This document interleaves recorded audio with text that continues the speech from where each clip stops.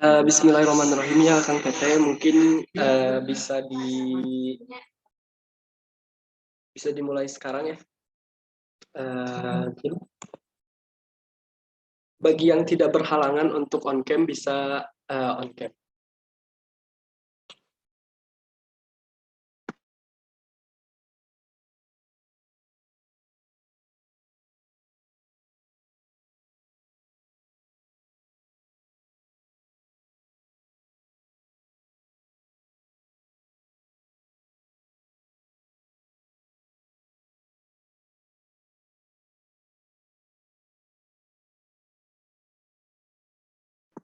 Selamat sore ya Kang Teteh. Mungkin alhamdulillah kita masih bisa diberikan kesehatan gitu ya. Gimana nih kabarnya? Apakah baik-baik saja, sedang galau, merana atau bagaimana? Dompet lagi turis.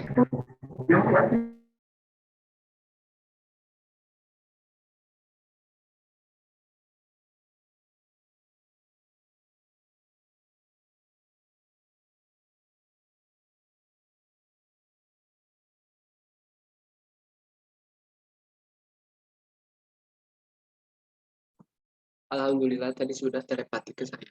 Sehat-sehat. Baik, tanpa berlama-lama lagi kita mulai acara WR kali ini dengan mengucapkan Bismillahirrahmanirrahim.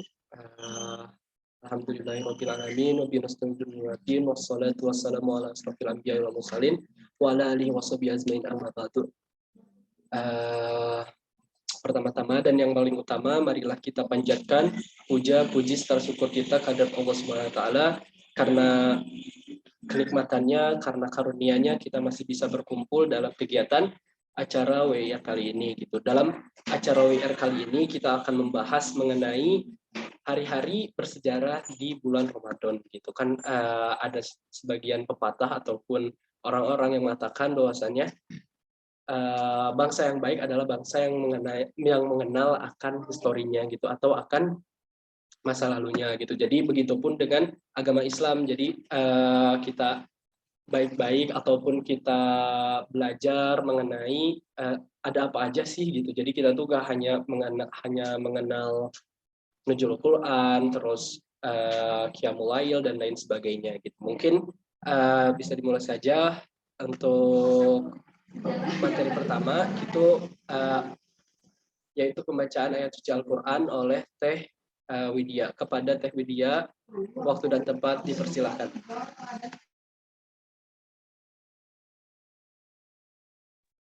Sebelumnya suaranya masuk.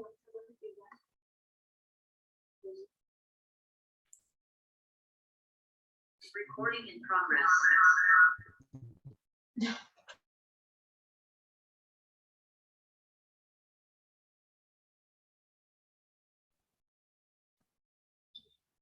A'udzu billahi minasyaitonir rajim. Bismillahirrahmanirrahim. Wan najmi idza hawa ma dhalla sahibukum wa ma ghawa wa ma yantiqu anil hawa in huwa illa wahyun yuha. Allamahu syadidul quwa dzu mirratin fastawa wa huwa bil ufuqil a'la summa dana fatadalla fakana qaba qausaini aw adna fa'auha ila 'abdihi ma auha. Shadaqallahul azim. Baik, terima kasih kepada Teh Widya yang sudah membacakan ayat suci Al-Quran. Mungkin tanpa berlama-lama lagi untuk mengefektivitaskan waktu, mungkin kita langsung ke pematerinya. Sebelum itu, izinkan saya untuk memanggil pemateri terlebih dahulu. Apakah sudah ada di dalam Zoom atau tidak? Kepada Teh Mariam, apakah sudah ada? Sudah ada, Kang. Ya, alhamdulillah Teh Mariam sudah ada. Mungkin tanpa berlama-lama lagi kita mulai saja materi WIR kali ini, yaitu mengenai hari-hari bersejarah di bulan Ramadan. Kepada Teh Mariam, waktu dan tempat saya persilakan. Baik, terima kasih kepada Kang Agung. Bismillahirrahmanirrahim. Alhamdulillah ya kita hari ini bisa kembali lagi di kajian Weekly Islamic Recitation. Dan pada kali ini saya akan membahas tentang peristiwa apa sih yang bersejarah gitu yang terjadi pada bulan Ramadan. Teh Widya boleh share screen-nya?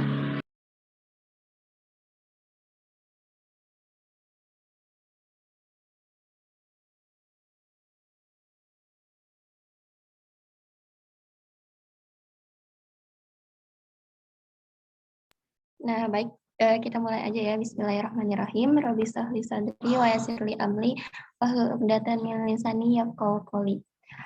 Teman-teman sekalian, sebagaimana yang kita tahu di mana saat ini kita sedang menjalani bulan Ramadan, yang mana bulan Ramadan ternyata menyimpan banyak rahasia dan juga keistimewaan gitu.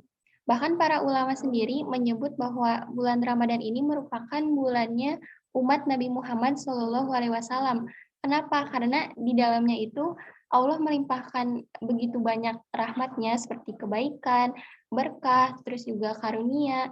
Bahkan di bulan Ramadan ini pahala kita dilipat gandakan. Nah, selain itu di bulan ini juga terjadi banyak sejarah yang mengabadikan sejumlah peristiwa penting. Peristiwa yang mana menjadi tonggak tegaknya risalah Islam. Boleh di next.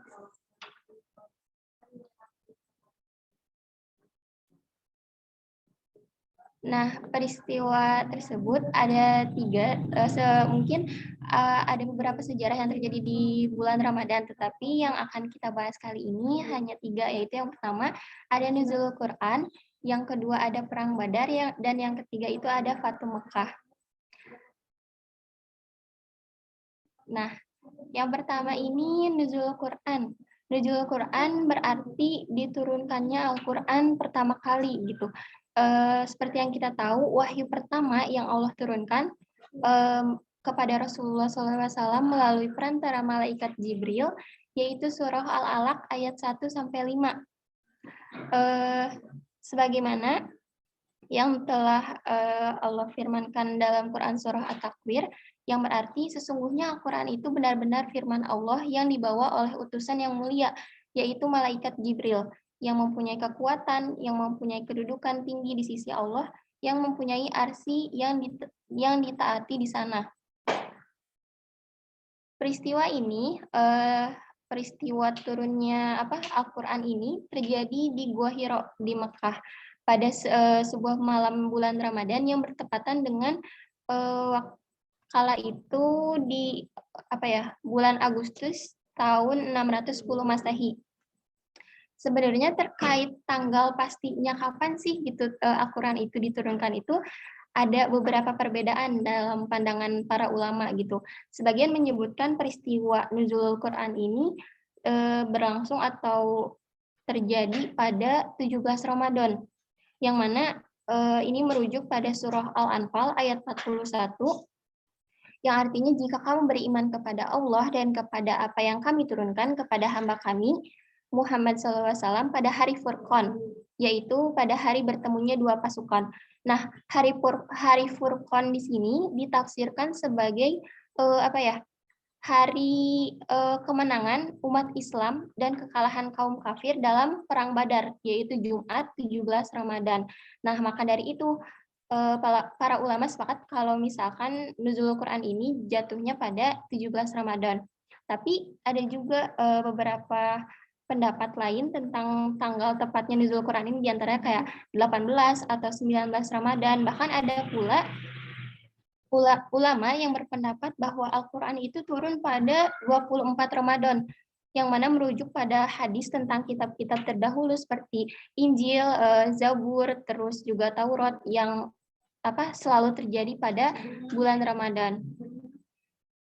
Nah, rangkaian peristiwanya itu dimulai ketika saat itu Rasulullah SAW berusia 40 tahun, yang mana Rasulullah SAW pengen pengen mengasingkan diri pengen mencari tempat yang sunyi gitu untuk bertafakur, untuk beribadah, untuk berzikir.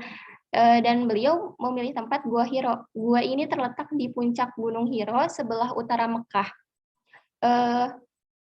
Di mana aktivitas yang dilakukan oleh Rasulullah SAW ini dilakukan pada bulan Ramadan sepanjang atau selama 3 tahun. Jadi enggak singkat, enggak kayak Rasulullah dapat firman Allah, dapat wahyu itu enggak segampang tidak sesingkat itu gitu.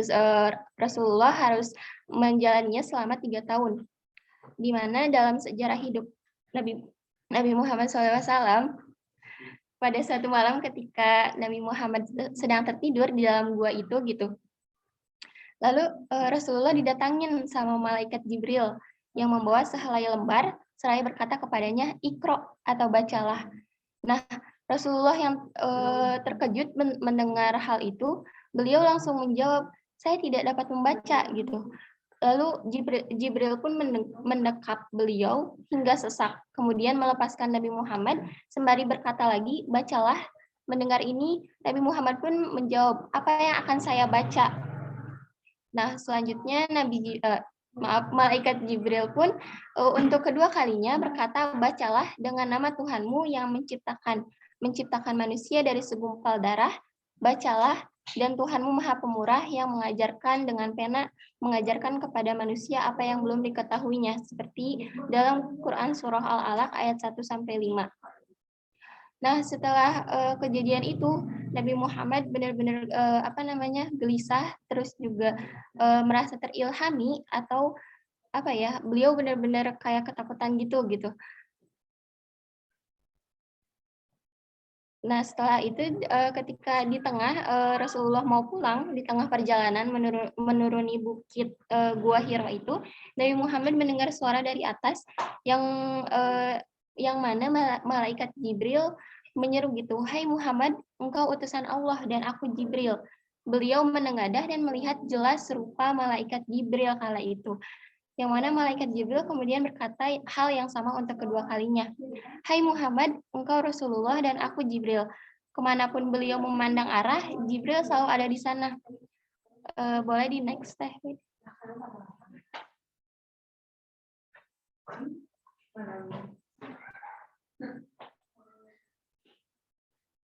Nah, seperti ketika Nabi Muhammad SAW kagum ketika melihat sayap sang malaikat yang membentang dari arah barat ke timur, yang mana itu menutupi seluruh alam semesta.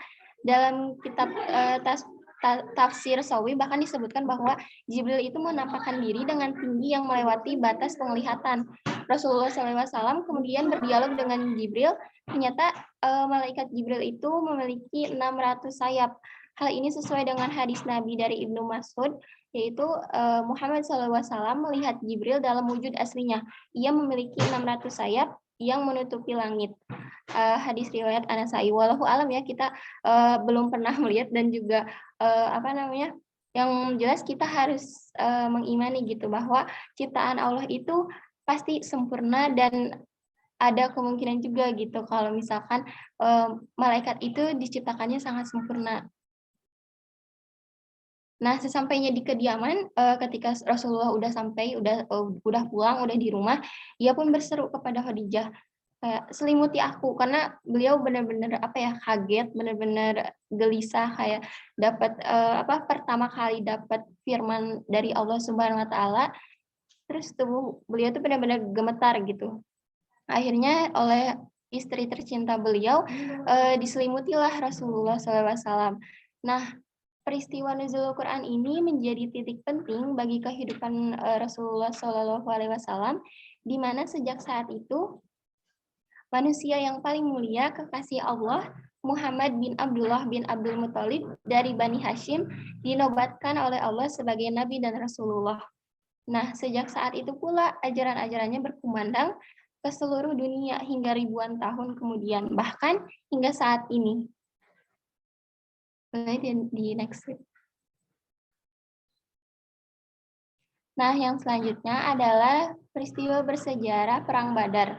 seperti yang kita tahu, mungkin kita pernah dengar nih Perang Badar. Perang yang dimana kaum muslim pada saat itu hanya berjumlah sedikit melawan pasukan kaum Quraisy yang jumlahnya itu nggak sebanding gitu, yang mana banyak banget. Tapi qadarullah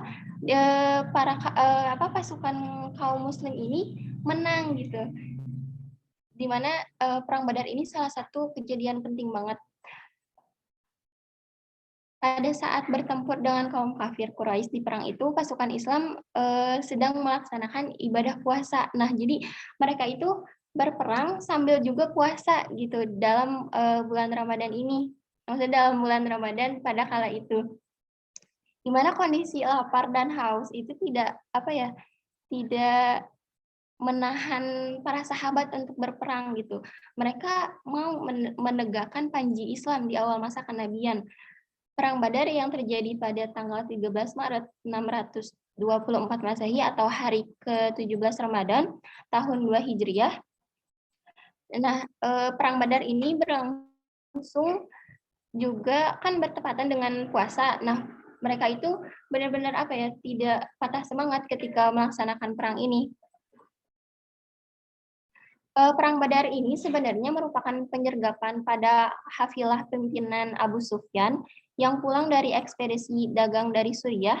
Nah, penyergapan tersebut penting karena menjadi simbol politis dari pengaruh Islam di tanah Arab, di mana bahwa Abu Sufyan itu kemudian yang mendengar kabar gitu bahwa kaum muslimin mau menyerang hafilahnya. Nah, Abu Sufyan langsung mengambil rute menyiapkan para pasukannya juga. Dan beliau meminta bantuan gitu dari para pemimpin Mekah lainnya. Ketika kaum Quraisy Mekah menjadi berang, rencana penyergapan oleh pasukan Muslim Madinah itu dinilai telah menodai kehormatan kaum Quraisy. Maka dari itu kabilah-kabilah di Mekah segera memasok bala tentara dengan jumlah total 1.000 orang guna menghadapi pasukan Islam yang jumlahnya hanya sekitar 300 orang aja gitu. Nah, bahkan di antara pasukan Quraisy itu terdapat kerabat Rasulullah SAW dari kabilah Bani Hashim seperti paman Nabi yaitu Abbas bin Abdul Muthalib, Hakim, sepupu Khadijah, dan sebagainya. Pertempuran besar dalam Perang Badar sebenarnya di luar perkiraan umat Islam. Sejak awal Nabi Muhammad SAW itu merencanakan pengarahan pasukan Muslim untuk menyergap itu biasa aja gitu. Jadi Rasulullah kala itu mau menyiapkan perangnya itu bukan untuk perang yang besar, tapi untuk sekedar menyergap saja gitu. Awalnya bukan ingin perang yang besar seperti perang yang besar gitu. Nah, karena itu pasukan Islam kan hanya berjumlah 300 orang dengan hanya memiliki 70 unta dan 2 kuda. Ketika kedua pasukan berkemah gitu ya, kayak istirahat dulu, belum memulai perangnya, mereka kayak menyiapkan kemah gitu untuk masing-masing kubunya gitu. Nah, itu tuh ketara banget gitu perbedaan di mana kemah kaum muslim itu hanya sedikit dibandingkan kemah-kemah pasukan kaum Quraisy yang mana begitu banyak gitu dibangun kemah-kemah. Ketika melihat besarnya tentara Mekah beserta banyaknya persenjataan seperti zirah, tombak, pedang, dan alat-alat tempur yang lengkap lainnya dari kaum musyrikin gitu. Nabi Muhammad SAW sempat kayak menangis, terus sempat bermunajat juga. Terus beliau bahkan sampai berdoa gitu kepada Allah. Beliau sampai berdoa kayak bilang, ya Allah, kalau misalkan rombongan ini yang bersamaku ini ditakdirkan untuk binasa, maka tidak ada seorang pun setelah aku yang akan menyembahmu.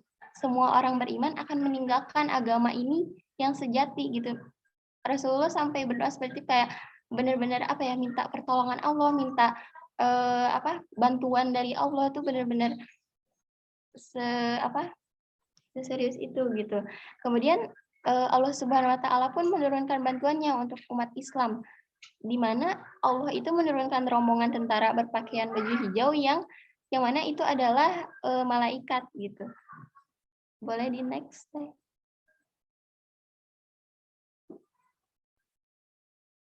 Nah, di sini Allah berfirman dalam Quran surah Al-Anfal ayat 9 yang artinya, ingatlah ketika kamu memohon pertolongan kepada Tuhanmu, lalu diperkenankannya bagimu. Sungguh aku akan mendatangkan bala bantuan kepadamu dengan 1000 malaikat yang datang berturut-turut.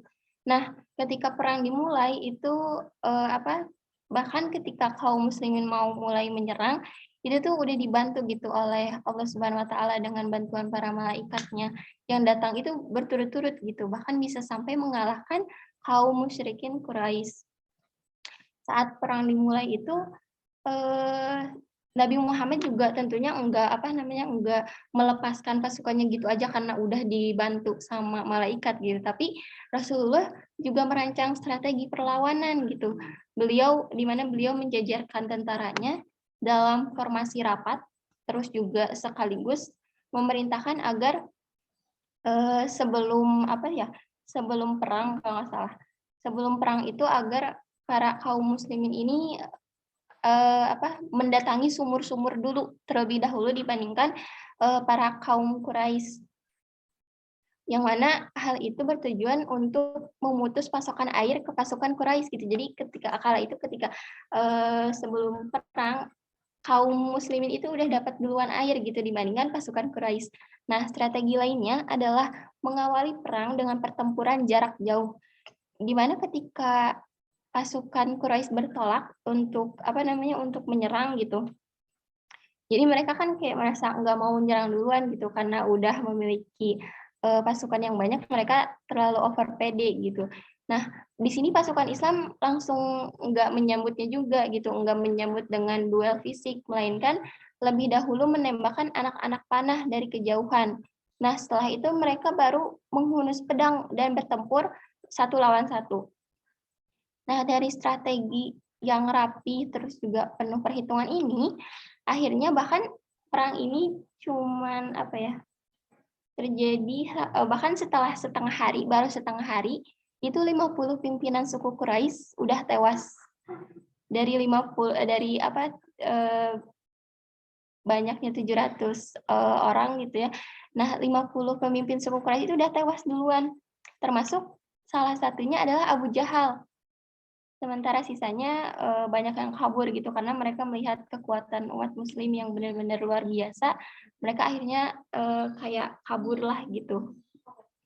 Nah, di sisi lain korban dari kubu pasukan muslim yang husnul khatimah ada sekitar hanya 14 orang. Sangat berbeda jauh gitu kan. Nah, di akhir perang Badar ini, selain berhasil memukul mundur 1000 tentara dari Quraisy, pasukan Muslim juga berhasil mengambil rampasan sebanyak 600 persenjataan. Jadi seluruh persenjataan dari kaum Quraisy itu diambil gitu oleh kaum Muslimin sebanyak 600, terus juga lengkap dengan 700 unta dan 300 kuda, serta juga perniagaan dari Hafilah Abu Sufyan pada kala itu. Nah, pertempuran Badar ini diriwayatkan tidak berlangsung lama, diperkirakan hanya butuh waktu sekitar 2 jam aja bagi pasukan Muslim untuk memporak-porandakan pertahanan bala tentara Quraisy dan memanfaatkan kekacauan tersebut untuk memenangkan perang. Pada saat itu sekembalinya dari perang Badar, dalam perjalanan pulang, Nabi Muhammad SAW mengucapkan hadis yang penting. Boleh di next slide.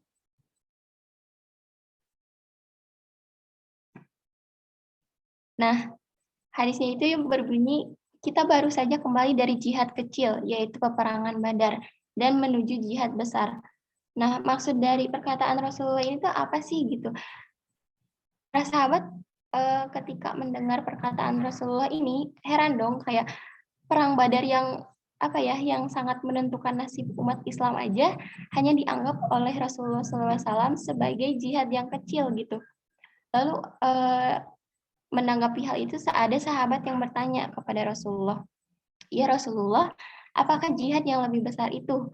Lalu Rasulullah pun menjawab, jihad yang besar adalah jihad melawan hawa nafsu. Jihad melawan hawa nafsu kita sendiri, di mana menundukkan hawa nafsu adalah hakikat dari jihad yang sebenarnya. Nah, oleh karena itu, salah satu hikmah dari Perang Badar di bulan Ramadan adalah ketegaran dalam berjihad melawan hawa nafsu kita sendiri, gitu. Boleh di next deh. Nah, peristiwa yang terakhir adalah adanya Fathul Makkah. Fathul Makkah atau artinya penaklukan Mekah terjadi pada 20 Ramadan tahun 8 Hijriah. Peristiwa penting itu bermula dari perjanjian Hudaybiyah gitu yang dilakukan antara pihak Islam dengan pihak kaum kafir Quraisy, yang diawali dengan adanya pencekalan terhadap umat Islam Madinah gitu bersama Nabi Muhammad SAW ketika mereka akan menziarahi Ka'bah yang sudah lama tidak mereka datangi. Akhirnya terjadi perjanjian antara pihak Makkah dan Madinah yang dikenal dengan perjanjian Hudaybiyah. Adapun salah satu butir perjanjian tersebut adalah kalau ada orang Mekah pergi ke Madinah, maka pihak Madinah wajib untuk memulangkannya. Tapi sebaliknya, kalau misalkan ada orang Madinah yang datang ke Mekah, maka tidak perlu dipulangkan ke Madinah.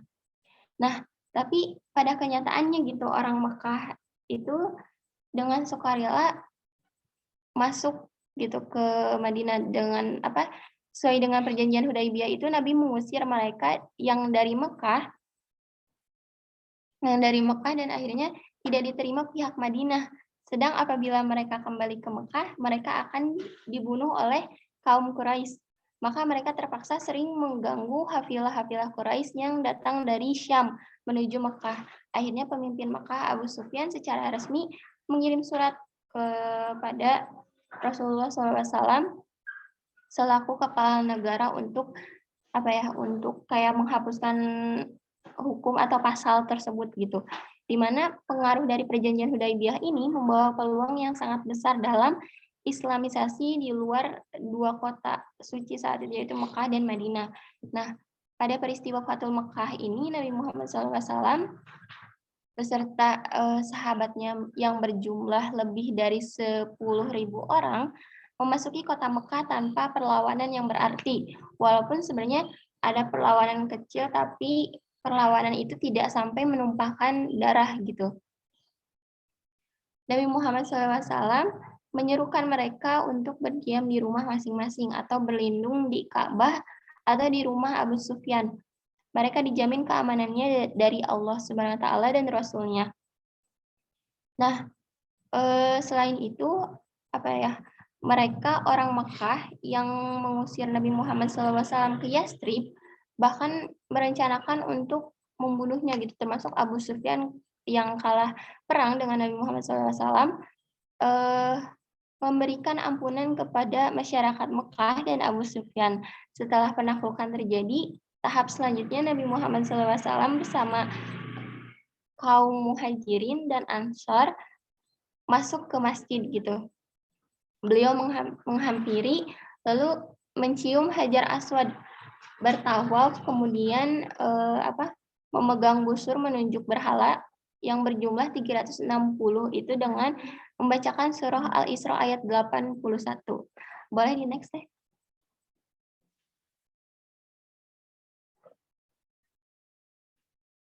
Nah, dalam surah ini yang artinya dan katakanlah yang benar telah datang dan yang batil telah lenyap. Sesungguhnya yang batil itu adalah sesuatu yang pasti lenyap. Seketika itu pula berhala-berhala yang ada di sekitaran Ka'bah itu roboh. Kemudian beliau masuklah ke dalam Ka'bah menghancurkan gambar di mana ada Nabi Ibrahim alaihissalam dan Nabi Ismail yang sedang membagi anak panah untuk undian gitu. Nah, setelah itu beliau pun melakukan pidato panjang gitu di akhir pidato itu beliau mengatakan seperti yang dikatakan Nabi Yusuf alaihissalam kepada saudara-saudaranya, yaitu pada hari ini tidak ada cercaan terhadap kalian. Pergilah karena kalian orang-orang yang bebas. Ketika masuk waktu sholat, beliau memerintahkan Bilal untuk azan hingga didengar seluruh masyarakat Mekah dan pasukan dari Madinah saat itu. Selanjutnya Nabi Muhammad SAW sejak datang pertama kali hingga 19 hari berada di sana, dan pada hari keduanya kembali berpidato penegasan agar untuk umat Islam agar tidak ada pertumpahan darah lagi di Mekah yang mana Mekah ini merupakan tanah yang suci semenjak Allah Subhanahu wa taala menciptakan langit dan bumi. Terus juga di Mekah ini dilarang menebang pohon atau tumbuhan, terus juga dilarang membawa pergi hasil buruan. Terus tidak memungut barang yang jatuh, kecuali barang yang jatuh itu ada yang mengumumkannya gitu. Nah, ketika sudah selesai gitu penaklukan Mekah itu, banyak penduduk di sana yang akhirnya menyadari gitu bahwa tidak ada jalan keselamatan kecuali Islam. Maka secara berbondong-bondong mereka pun menyatakan masyarakat Mekah yang asalnya percaya kepada berhala, menyembah berhala, mereka menyatakan masuk Islam dan berkumpul untuk bersumpah setia, yaitu berupa pembaiatan melalui Nabi Muhammad SAW yang duduk di Syafa, sementara kala itu Umar bin Khattab berada di bawah beliau gitu, memegang tangan orang yang dibaiat. Mereka saat itu menyatakan sumpah setia kepada Nabi Muhammad SAW untuk taat dan tunduk menurut kesanggupan. Setelah itu setelah membaiat gitu dari kalangan wanita dengan sumpah dan perintah yang sama, yaitu tunduk dan patuh terhadap apa yang disampaikan oleh Nabi Muhammad SAW. Penaklukan Mekah merupakan hal yang menentukan dan juga tanda sebagai kemenangan yang besar untuk menumpas dan menghancurkan eksistensi paganisme hingga tuntas di seluruh jazirah Arab. Tahapan yang pernah dirintis setelah gencatan senjata dan juga perjanjian Hudaibiyah bagi kehidupan Islam benar-benar udah tuntas, udah selesai, udah dengan adanya kemenangan ini gitu. Setelah itu barulah dimulai tahap revolusi bagi orang-orang Muslim secara keseluruhan dengan sistem politik, sosial, ekonomi, budaya, dan agama disesuaikan dengan aturan-aturan Islam. Boleh di next slide.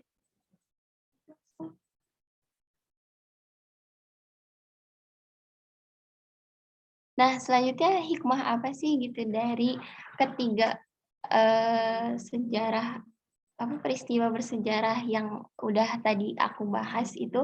Yang pertama ada nuzul Quran gitu, peristiwa di mana bahwa tidak ada amal terbaik di bulan Ramadan kecuali menghatamkan Al-Qur'an gitu. Bahkan para alim ulama menghentikan sementara majelis ilmunya hanya untuk menghatamkan Al-Qur'an gitu di bulan Ramadan, saking bulan Ramadan ini istimewa gitu. Dimana setidaknya pada malam nuzul Al-Qur'an itu patut dijadikan spirit untuk kita dalam gemar menghatamkan Al-Qur'an untuk meraih gelar al-hal wa al-murtahal, yaitu gelar yang disematkan Rasulullah SAW pada mereka yang senantiasa gemar menghatamkan Al-Qur'an, mulai dari surah pertama yaitu Al-Fatihah sampai An-Nas.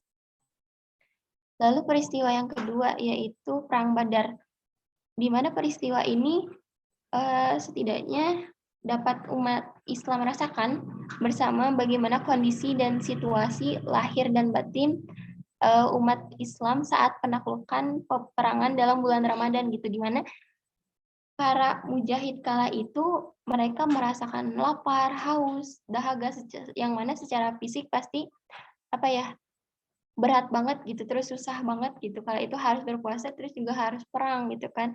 Belum lagi ngelihat jumlah lawan yang banyak banget. Hal ini patut jadi renungan mendalam juga bagi kita umat Islam bahwa ternyata perjuangan untuk melawan kezaliman itu dan ketidakadilan itu tidak terhalang oleh kondisi fisik. Justru semangat dan kekuatan para mujahid sejati bukan lahir dari kekuatan fisiknya, melainkan dari kedekatan seorang hamba pada Allah, yaitu takwanya yang melahirkan kekuatan yang sesungguhnya. Bahkan ada seorang ulama yang bilang kalau misalkan api jihad itu sudah membara dalam jiwa seorang mukmin, maka ia tak lagi peduli pada kondisi fisiknya gitu. Maka menguatkan mental spiritual itu merupakan hal yang mutlak dilakoni oleh insan beriman yang sedang berpuasa gitu. Selanjutnya peristiwa yang ketiga yaitu Fatul Mekah. Yang mana peristiwa ini mengajarkan dari hasil sebuah kesabaran di mana bagi sahabat Rasulullah Shallallahu Alaihi Wasallam perjanjian ini sangat berat gitu bagi kaum muslim yang mana dirugikannya kaum muslim. Namun Rasulullah SAW sangat amat memahami karakter dan sifat kaum kafir yang kala itu mudah banget melanggar janjinya gitu.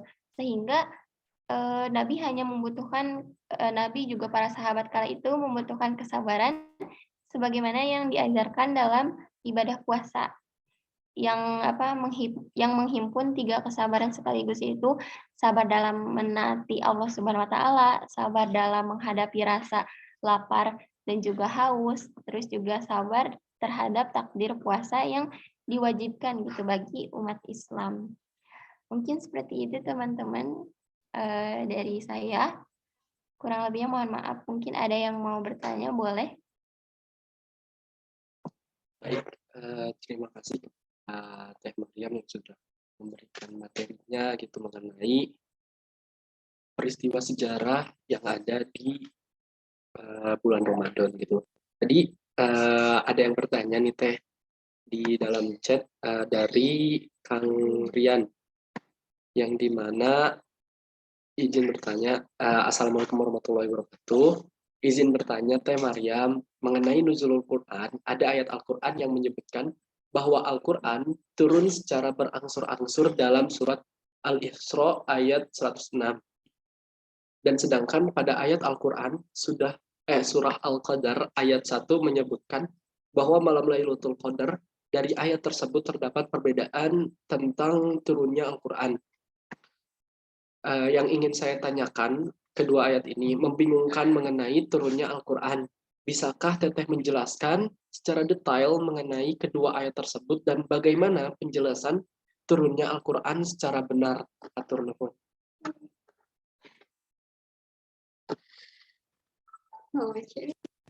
Mungkin bisa dilihat di chat box ini Teh untuk pertanyaannya. Chat box Zoom.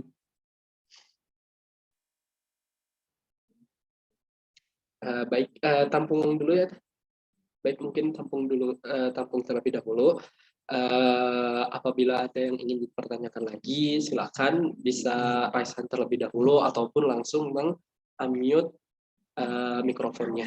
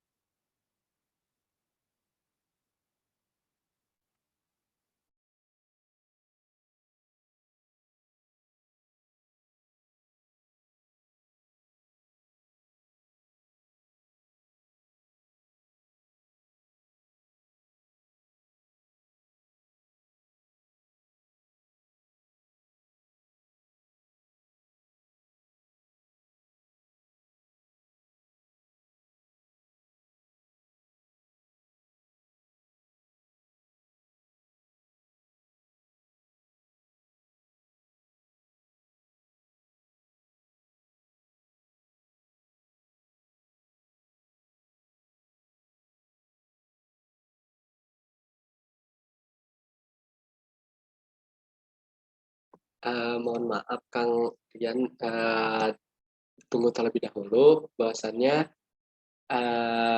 ini sedang dicari terlebih dahulu karena mengenai Al-Quran ini mungkin banyak juga ya kayak seperti pemaparan-pemaparan ataupun fatwa-fatwa para alim ulama pada zaman dahulu gitu. Jadi alangkah lebih baiknya gitu sekarang sedang di searching terlebih dahulu untuk membenarkan gitu. Karena kalau misalkan salah kan nanti masuknya ke dalam sesat gitu takutnya gitu. Mohon ditunggu ya, ya Kak.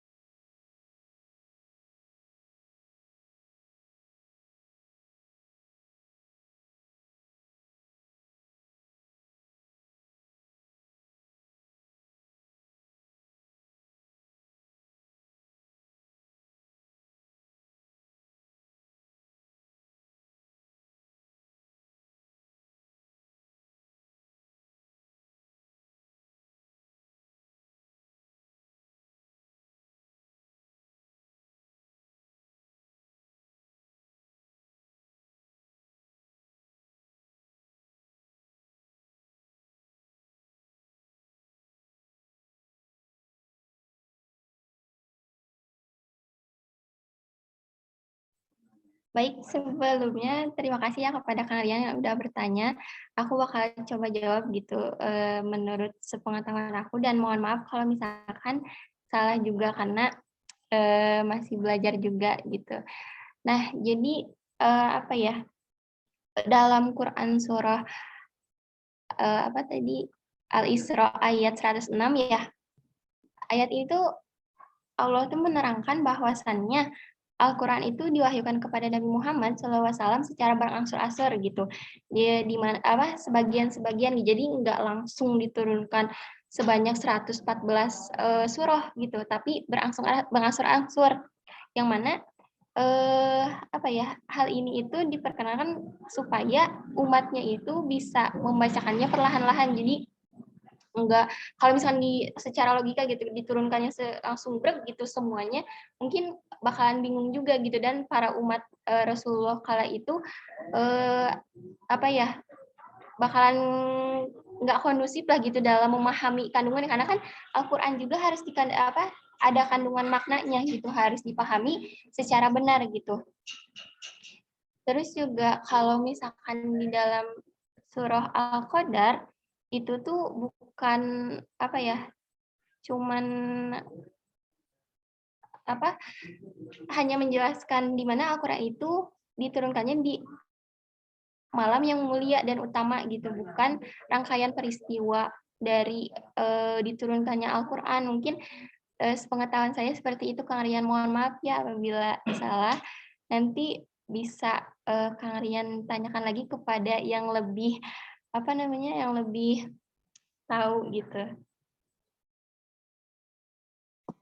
Ya, terima kasih kepada Teh Mariam yang sudah menjawab pertanyaannya. Mungkin ada tambahan sedikit bahwasanya kalau misalkan seperti surat Al-Isra ayat 106 itu Al-Quran diturunkan secara berangsur yang dimana yang dimulai dari tadi yang sudah dijelaskan oleh Teh Mariam dari Iqra terlebih dahulu dan lain sebagainya gitu. Jadi surah apa dulu, jadi enggak bersusun seperti Al-Fatihah dan sampai Anas gitu, tapi berangsur-angsur dan ide dalam menyatukan Al-Quran itu sebenarnya bukan ide Nabi Muhammad SAW, tapi para sahabat-sahabat Nabi yang telah ditinggalkan oleh Nabi Muhammad, yang mana pada saat itu berunding para sahabat-sahabat Nabi itu bahwasanya kalau misalkan umat Nabi Muhammad yang akan selanjutnya itu tidak bisa menghafal 30 juz dalam Al-Quran. Jadi kalau misalkan kita terus secara lisan, maka otomatis dimakan waktu dan sebagainya, maka Al-Quran itu akan hilang. Makanya para sahabat Nabi sepakat untuk menshafkannya gitu. Jadi memushafkannya dalam satu bundelan gitu, dalam satu kumpulan yang disebut Al-Quran gitu. Jadi dari mulai Al-Fatihah sampai An-Nas gitu. Mungkin seperti itu Kang Rian. Baik, mungkin apakah ada pertanyaan lagi?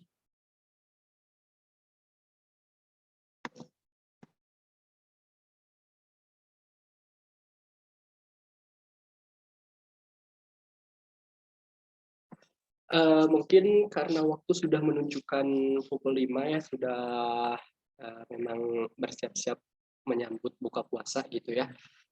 Alangkah lebih baiknya kita tutup saja dengan bacaan atau doa di bulan Ramadan. Sebelumnya izinkan saya untuk memimpin doa bulan Ramadan gitu. Mari kita mengangkatkan kedua tangan. A'udzubillahi minasyaitonirrajim. Bismillahirrahmanirrahim. Allahumma shalli ala sayyidina Muhammad. Allahumma shalli ala sayyidina Muhammad. Allahumma shalli wa sallim. Amin. Allahumma ij'alna bil imani kamilin walil faraidi mu'addin walis salati hafidin waliz zakati fa'ilin walima indaka talibin wali afwika razin wa bil huda mutamasikin wa anil lagwi muridin wa fid dunya jahidin wa fil akhirati ragim wa bil qawda wa iradin walin na'ma isakirin wa alal bala'i sabirin walal bala'i sabirin wa tahta liwa sayyidina Muhammadin sallallahu alaihi wasallam yaumal qiyamati sarin wa ilal haudi waridin wa ilal jannati dahilin wa minan nari najin wa alal lil saramati qaidin wa min nahurin innin mutajawijin wa min sundusi wa istabaraki wa dibazin mutalabisin wa lil labani wa asalim musaffan saribin bi aqwabi wa abarik wa qasimin ma'in ma'al ladina an'amta alaihim minan nabiyyin wa siddiqin wa shuhada'i wa salihin wa hasuna ulaika rafiqum dalika fadlu minallahi wa kafa billahi alima. Allahumma ij'alna fi hadhihi lailati sarifati mubarakati minas hadail maqbulin wa la taj'alna minal asqiya'il mardudin wa sallallahu ala sayyidina Muhammadin nabiyil ummi wa ala alihi wa sahbihi wa sallam bi rahmatika ya arhamar rahimin walhamdulillahi rabbil alamin. Alhamdulillah kajian kali ini telah berjalan dengan semestinya dan lancar gitu ya. Sebelum ditutup, alangkah lebih baiknya untuk dokumentasi terlebih dahulu. Dipersilahkan kepada Kang Teteh untuk mengaktifkan kameranya terlebih dahulu.